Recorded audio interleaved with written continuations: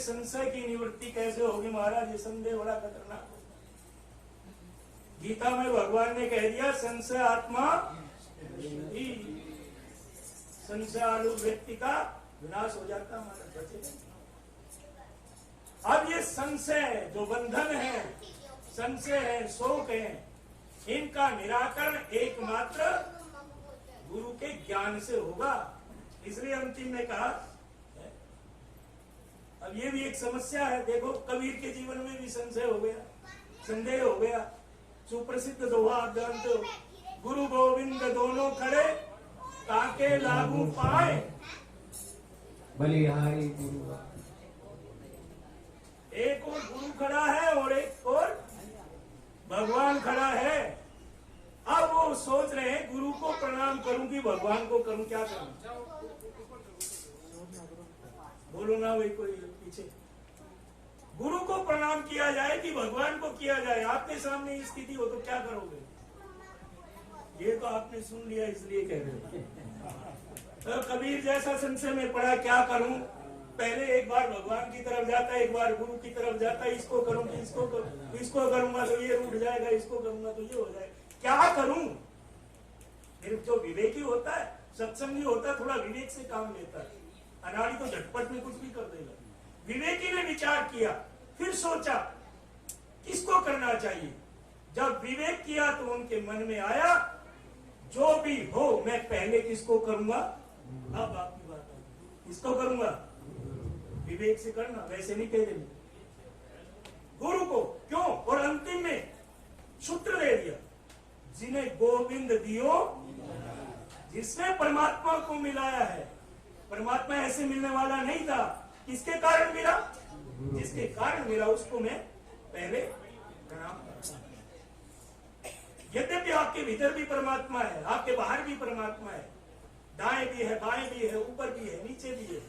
ऐसा दुनिया में कोई कण नहीं, ऐसा दुनिया में कोई क्षण नहीं कि जिसमें परमात्मा विद्यमान है। हर क्षण, हर पल, हर निश परमात्मा आपके साथ में है। लेकिन फिर भी गुरु की जरूरत क्यों पड़ती है? जब परमात्मा आपके पास है। तो अभी तो बताया, जिसको गुरु ने परमात्मा से मिला दिया, काम इतना ही है गुरु का। जब परमात्मा आपके भीतर है तो जरूरत क्या फिर? क्या परमात्मा ने कभी आकर के, जब आपके जीवन में समस्या आती है, कोई दुख आता है, कोई तनाव आता है, कोई टेंशन आता है, परमात्मा आपके भीतर, आपके साथ में है, फिर भी आप अकेलापन महसूस करते? क्यों? क्यों परमात्मा आप आकर के आपकी रक्षा क्यों नहीं करता जब है तो? इसलिए कबीर ने कहा, जिन्हें गोविंद दियो। उदाहरण के तौर पर आप समझ लो कि आप बहुत गरीब हो, आपके पास वस्त्र का भी अभाव है, खाने का भी अभाव है, पैसे का भी अभाव है, सब प्रकार से अभाव ही अभाव आपके जीवन में चल रहा है। और आप एक ऐसे खजाने के नीचे चद्दर बिछा करके लेटे हुए हो। क्या वो जो खजाना नीचे आपके अंदर है, जिसके ऊपर सो रहे हो, वो आपकी दरिद्रता मिटा देगा, गरीबी मिटा देगा, या आपका अभाव दूर कर देगा? और किसी को पता लगा, किसी जानकार व्यक्ति ने, भद्र पुरुष ने आकर के बता दिया, अरे भाई जरा पीछे हट जा, जहां तू नीचे सोया हुआ है वहां तो अनंत खजाना भरा पड़ा है, और खोद करके जब निकाला तो अब बताओ, एक और वो खजाना पड़ा है, हीरे मोती जवाहरात मणि माणिक्य रुपया पैसा धन दौलत सब पड़ा है, एक और वो बताने वाला खड़ा। अब बताओ किसको पहले महत्व दोगे?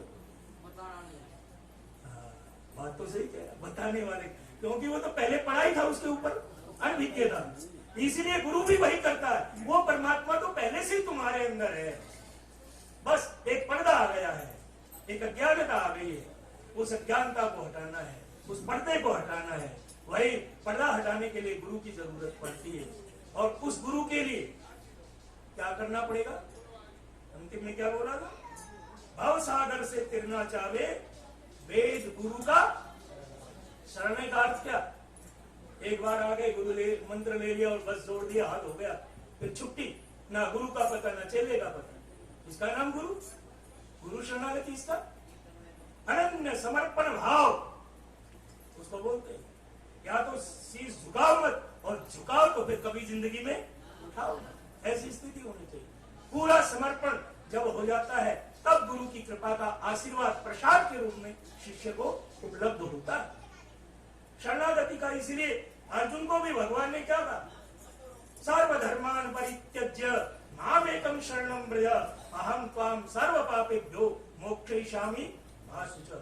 तेरे शोक मोह जितना भी है पाप सब मैं समाप्त कर दूंगा, लेकिन तू अनन्य भाव से मेरी शरण में आ। वो है शरणागति। लोग कहते गुरु मिलते हैं, गुरु को कहां खोजे, कहां मिलेंगे? मैं कहता हूं गुरु को खोजने की जरूरत नहीं। जरूरत किस चीज की है?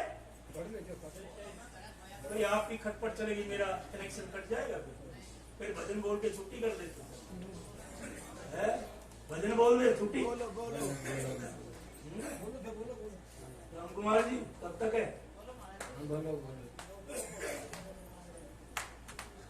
कोई लिमिट नहीं दादा, बोलो बोलो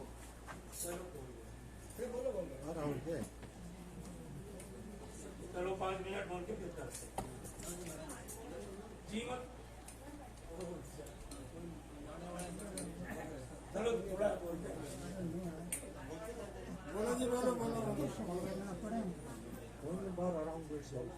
अपने जीवन में श्रद्धा होनी चाहिए। क्या होना चाहिए? श्रद्धा होगी तो आप कहीं पर भी किसी भी गुरु के पास जाकर के उस ज्ञान को उपलब्ध हो सकते हो। एक छोटा सा दृष्टांत देकर के आपको बतलाता हूं कि श्रद्धा कैसी होनी चाहिए। एक कोई राजा था, उस राजा की एक वैराग्यवती नाम की लड़की थी। संसार से उसको व्यस्तता आ गई, वैराग्य हो गया,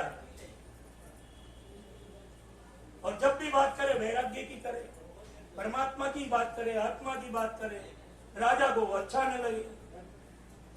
और जब वो नहीं मानी तो उसने सोचा ये तो भगवान की उपासिका है, भगवान को मानने वाली है, तो उसकी अलग से एकांत में व्यवस्था कर दी। अब वो वहां कोई आदमी मिला नहीं तो वो पेड़ों से ही बात करती है। कैसे बात करती है? वो जो फूल खिले हुए हैं फूलों से बात करती है। वो बोलती फूलों को, देख दशा में फूल की, आज खिले कल झुके, आज खिले कल झुके, परसों मिल गए धूल। ये सब अपने ऊपर घटाना है, वो फूल के ऊपर ही नहीं। पहले बच्चा कैसा होता है? हिला हुआ आता है, फिर धीरे धीरे फिर झुकता झुकता फिर धूल में मिल जाता है।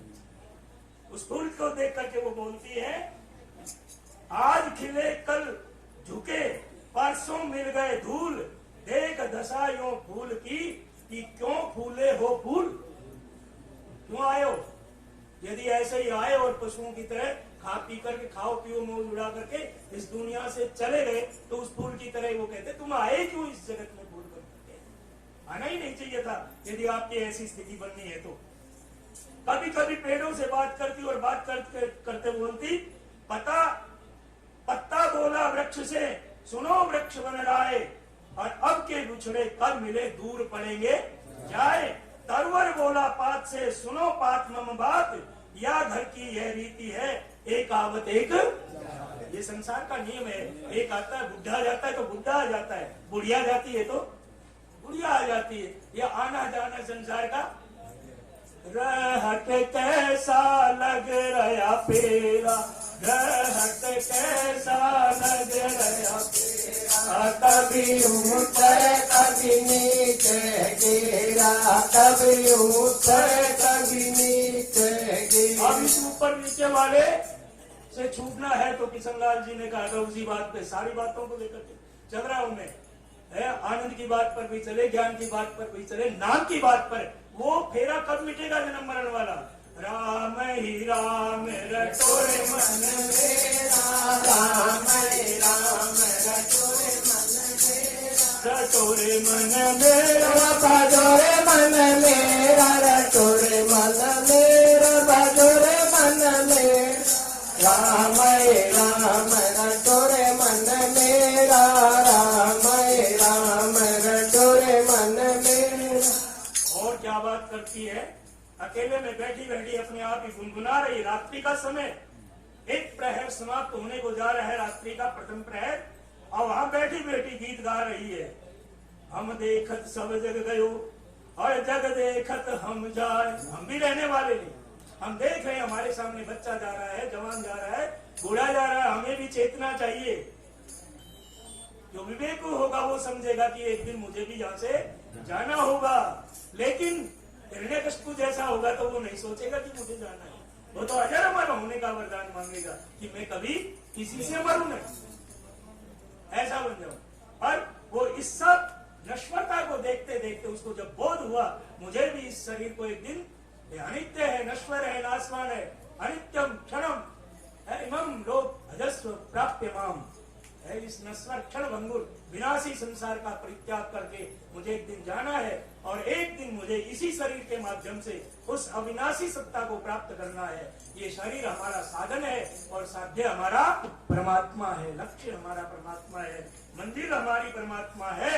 इस प्रकार से वो विचार करते करते ये सोचने लगी, सदगुरु ना मिलो पकड़ी छुड़ावे वहां। मेरे को आज तक सच्चा सदगुरु नहीं मिला जो मेरी बाह पकड़ करके इस संसार सागर से मुझे पार कर दे।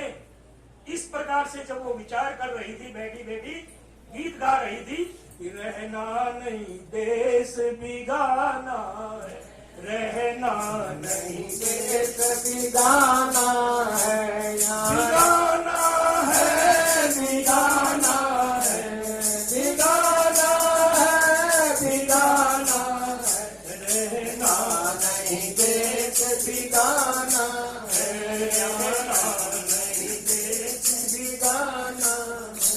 ये संसार कागज की पुड़िया, ये संसार कागज की पुड़िया, बूंद पड़े गल जाना है भाई, बूंद पड़े गल जाना है, रहना नहीं देश बिगाना। मोहे लागी लगन गुरु चरणन की, मोह लागी लगन गुरु चरणन की, चरणन की हो चरणन की, चरणन की हो चरणन की। मोहे लागी लगन गुरु चरणन की, मोहे लागी लगन गुरु चरणन की। जब इस प्रकार से बैठी बैठी गा रही थी अपने आनंद में, तो एक चोर वहां पर खड़ा हुआ सुन रहा था और उसने विचार किया तो इसको तो साधु सदगुरु की जरूरत है, क्योंकि सदगुरु ऐसा मिला नहीं जो मुझे इस संसार सागर से पार कर दे। जब इस प्रकार वो गा रही थी तो उसने सोचा कि क्यों न मैं इसका गुरु बन जाऊं। चोर था, चोरी करने के बहाने से आया था और ये पंक्तियां जब सुनी, एक प्रहर रात्रि का बीत चुका था, उसने उसके दरवाजे पर आकर के नारायण हरि अलग जगह दरवाजा खोला। उसने कहा प्रणाम महाराज। देखो साधु बनना एक अलग चीज है और होना अलग चीज है। बनने में कोई देरी लगती है क्या? झट कपड़े लाओ, दाढ़ी मूछ बढ़ाओ, बन गए। बनने में देरी नहीं, बनना अलग। वो क्या बोलते हैं, चढ़े गिरे तो चकनाचूर, ऐसा कुछ है। चलो वो समझ गया, भाव समझ गए। हाँ, चढ़े तो पावे मेवा और पड़े तो चकना। और वो जो जब महात्मा बनाते ना, मूंढते, उसको मूंढते बोलते, मूंढना, चेला मूंढ लिया बोलते हैं ना। और जब साधु बनाते तो ये बाल मुड़ाए जाते हैं। ये मुड़ाने का अर्थ क्या होता है? बाल कटवाने से मतलब नहीं, मुड़ने का अर्थ होता मुड़ जाना, अर्थात संसार से मुड़ करके जगदीश परमात्मा की ओर मुड़ना, अनित्य से नित्य की ओर मुड़ना, असत्य से सत्य की ओर मुड़ना। जो आप परमात्मा से प्रार्थना करते हो, तमसो मां ज्योतिर्गमय मृत्योर मां अमृतम गमय, हे प्रभु हमें अंधकार, वही गुरु का अर्थ भी वही है। गु और रू दो ही शब्द है। अंधकार निरोधित्वा गुरु नित्य विधीयते। अंधकार का विनाश करके प्रकाश सुज्ञान का कर दे, वही तो गुरु है। उसी की गुरु की जरूरत है। तो वो नहीं तो आजकल ऐसा होता, घर में हुई खटपट, चलो बाबा के मठ पर, और बाबा जी ने काटी रोटी दे दी, धोनी ले बेटा कमा और खा रोटी। ऐसा होता है। मुड़ के तो कोई जाता ही नहीं ना। मुड़ता कौन है? मुड़ना बड़ा कठिन काम है, होना बड़ा कठिन काम है, बनना बड़ा सरल है। तो वो बन गया, और बन करके उसने उसके दरवाजे पर आकर के अलग जगा दी। उसने दरवाजा खोला, प्रणाम किया, महाराज नमो नारायण, नमो नारायण। आओ महाराज। बोले भूखे प्यासे हैं। अब उसने तो सब सुन रखा था। उसने कहा अभी लाती हूँ महाराज। जैसे ही वो पानी लेने के लिए बढ़ी, उसने कहा पहले ये बताओ गुरु दीक्षा ली है कि नहीं? उसने कहा महाराज गुरु दीक्षा तो नहीं ली। तो हम तुम्हारे हाथ का नहीं खाएंगे। जाने लगे महाराज। कहा रुको रुको रुको रुको, अरे महाराज जब आप हैं तो आप ही दीक्षा दे दीजिए, ताकि मैं आपको भोजन पानी खिला सकूं। वो तो तैयार ही था। बोले ऐसे नहीं, हम बहुत बड़े विरक्त आत्मा है, घरों में दीक्षा नहीं देते, जंगल में जाना पड़ेगा, जंगल में चलना पड़ेगा। जिसको लगन होती है, प्यास होती है, तड़प होती है, वो कुछ नहीं देखता। फिर ध्यान देना, मैंने किसके लिए कह रहा हूं पंक्तियां, ये कथा किसके लिए सुना रहा हूं, किस बात के ऊपर बोली है, उस बात के ऊपर ध्यान रखना। उसने क्या कहा? जंगल में चलना पड़ेगा, तब दीक्षा मिलेगी, तब गुरु मंत्र मिलेगा। और एक बात कान खोल करके सुन लो, आपको सोना गहना जो कुछ रुपया पैसा वो भी लाना पड़ेगा। उसने वो भी स्वीकार कर लिया। वो पैसा रुपया हीरे बारा सब कुछ लेकर के उस बाबा जी के साथ में चल पड़ी। और बाबा जी ने जाकर के जंगल में एक पेड़ से बांध दिया, रस्सी से बांध दिया, और बांध करके बोला आपके साथ ये हादसा हो जाए तो काहेगा गुरु है, इसको यही पता नहीं है। तुम्हारे साथ ये घटना घटित हो जाए तो मानोगे उसको गुरु? उसने उसको पेड़ से बांधने के बाद कहा कि आज से ठीक 7वें दिन तेरे पास आऊंगा रस्सी खोलने के लिए। उससे पहले बंधन नहीं खुलवाना। और उसका जो रुपया पैसा गहना जो कुछ था वो लेकर के 9 2 11 चला गया वहां से। उसको काहे को आना, बांध करके चला गया। और ये भी दिलासा दे दिया कि हो सकता है मैं 3-4 दिन के बाद भी आ सकता हूं, लेकिन 7 दिन उससे पहले प्रयास नहीं करना खोलने का। और कहते हैं उसके पिता ने उसकी खोज की, और जब वो नहीं मिली तो उसको ढूंढने के लिए निकल पड़े। निकलते हुए देखा तो वो जंगल में पहुंच गए कि बेटी तो पेड़ से बंधी है। उसने कहा बेटी तुम्हारे को किसने बांधा, कौन तुम्हें ठग करके ले गया?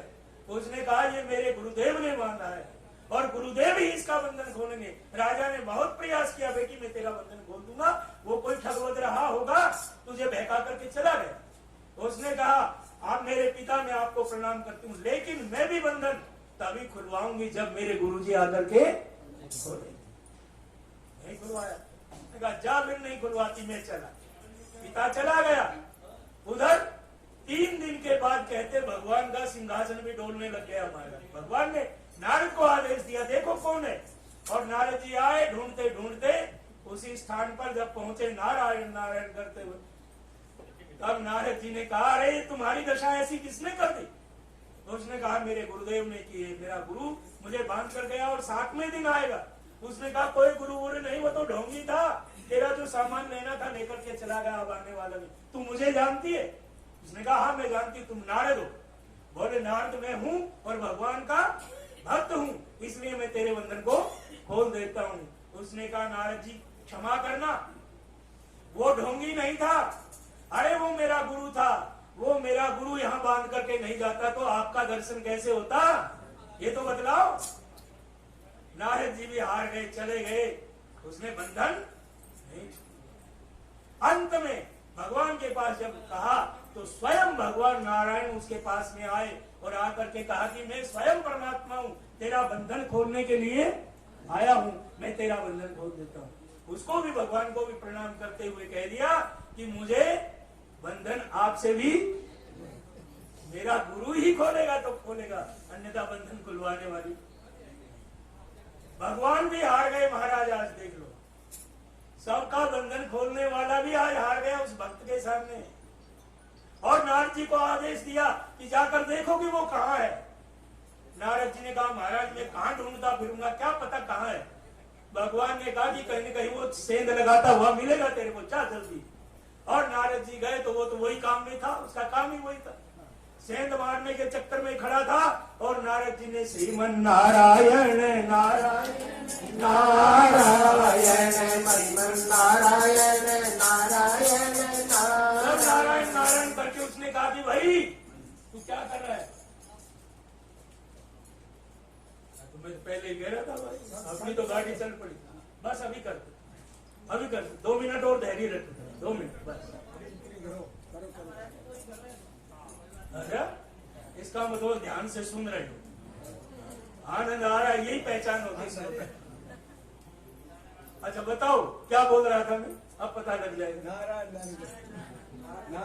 किसको सुना रहे हैं ये नारायण?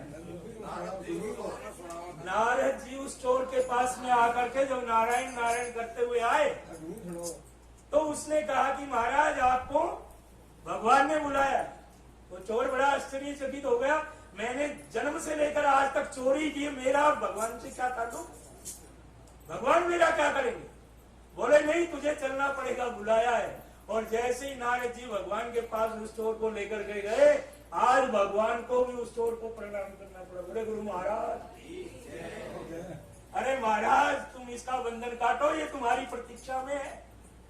तब कहते हैं उस चोर ने भी भगवान से कलेजा देखते देखते आया, क्योंकि चोर है ना, तब तक छुपेगा, वो रूप तो उसका हट गया। और जैसे ही आया डरते डरते भगवान ने भी उसको क्षमा कर दिया। बोले महाराज आप जब तक इसका बंधन नहीं काटोगे ये बंधन छुड़ाने वाली। तब कहते उसने आकर के उसके बंधन को खोला और वो दूर जाकर के खड़ी हो गई। तब उसने उससे कहा कि महाराज, उस चोर ने कहा कि देखो मैं तो नकली गुरु बन करके आया और तूने अब मेरे इस वचन के ऊपर कि 7वें दिन मेरा गुरु क्या करेगा, आकर के मेरा बंधन काटेगा। तभी मेरा कहने का भाव किस बात पे बोला है ये पता है आपको? ये जो कहानी किस बात पे सुनाई आप पता लगेगा तुम्हारा, तो तुम ध्यान से सुन रहे थे। श्रद्धा, इसका नाम है श्रद्धा, समर्पण, शरणागति जिसको बोलते हैं। एकमात्र आत्मा की प्यास के लिए मात्र जो गुरु से कुछ और नहीं कि मेरे को धन दौलत दे दे या और कुछ दे दे, उसके लिए नहीं, मुझे ज्ञान मिल जाए, मेरे स्वरूप का बोध हो जाए। और गुरु ने आकर के, और ज्ञान उसी को मिलता है, ध्यान रखना। गीता में भगवान अर्जुन को कहते हैं श्रद्धावान लभते ज्ञानम, जो श्रद्धालु व्यक्ति होगा उसी को ज्ञान मिलेगा।